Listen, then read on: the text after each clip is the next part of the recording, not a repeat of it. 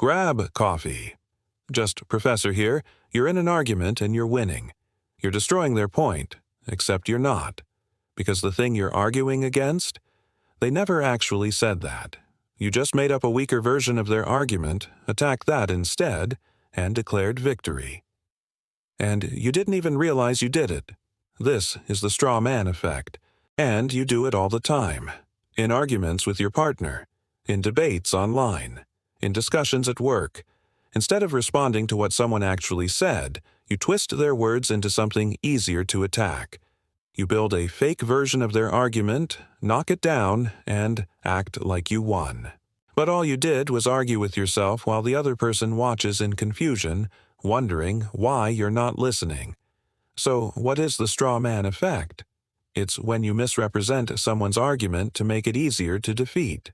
You take what they said, simplify it, exaggerate it, or twist it until it becomes something ridiculous. Then you attack that ridiculous version instead of what they actually meant.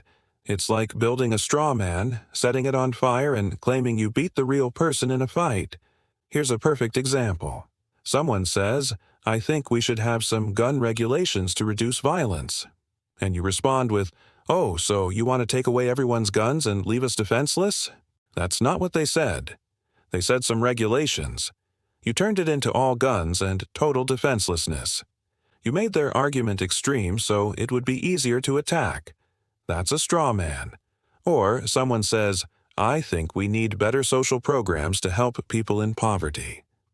And you say, "Oh, so you just want to give free money to lazy people who don't want to work?" Again, not what they said. They said help people in poverty. You turned it into giving money to lazy people. You made their argument sound stupid so you could dismiss it. That's a straw man.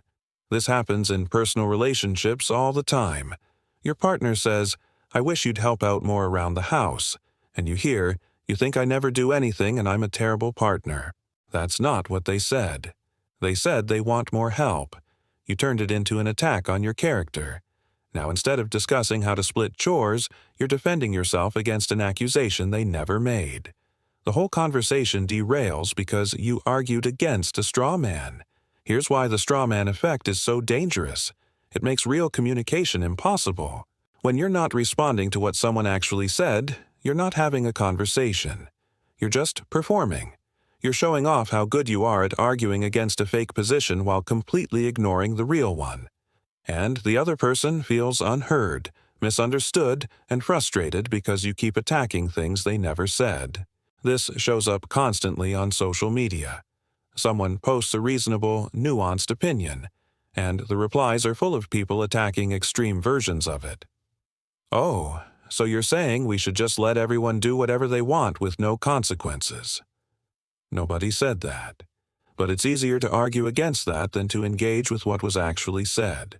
So people build straw men, knock them down, get likes and retweets, and walk away thinking they won. But they didn't engage with the actual argument at all. The straw man effect also makes you look bad, even if you don't realize it. When you misrepresent someone's argument, other people notice. They see you attacking something the person never said, and now you look either dishonest or stupid. Dishonest if they think you're doing it on purpose. Stupid if they think you genuinely can't understand the actual argument. Either way, you lose credibility. But here's the thing. Most of the time, you're not doing this on purpose. You're not intentionally twisting people's words to make yourself look good. Your brain is doing it automatically. Because your brain doesn't like complex arguments. It likes simple ones. So when someone presents a nuanced position with conditions and caveats, your brain strips all of that away and reduces it to the simplest, most extreme version. Then it responds to that.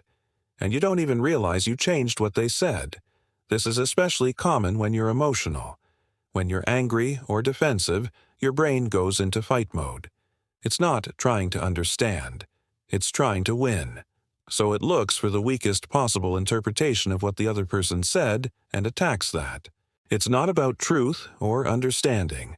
It's about coming out on top. And the straw man effect is your brain's favorite weapon. Let me give you another example.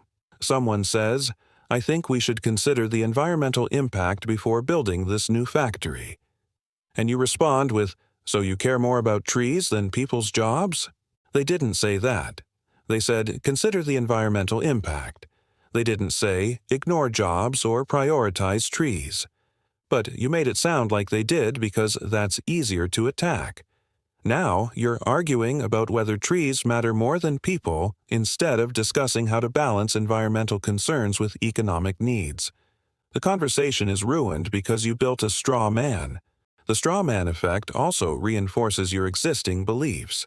Because when you attack a weak, fake version of an argument, you win easily.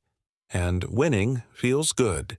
It makes you think your position is stronger than it actually is. But you didn't actually test your position against the real argument. You just beat up a straw man and convinced yourself that proves you're right. So you become more confident in your beliefs even though you haven't actually engaged with any real challenges to them. This creates echo chambers. Because when everyone in a group is attacking straw man versions of the other side's arguments, they all think those arguments are stupid and easy to defeat.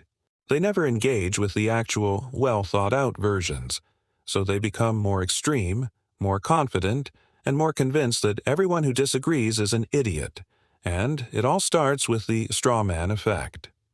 Here's where this gets really frustrating. Even when you try not to do it, you still do it, because the straw man effect isn't just about being dishonest. It's about how your brain processes information. When someone says something, your brain immediately interprets it, and that interpretation is influenced by what you already believe, how you feel, what you expect them to say, and what you want them to have said so you can argue against it. By the time you respond, you're not responding to their actual words. You're responding to your brain's interpretation, which is probably wrong. So how do you stop doing this? How do you avoid the straw man effect?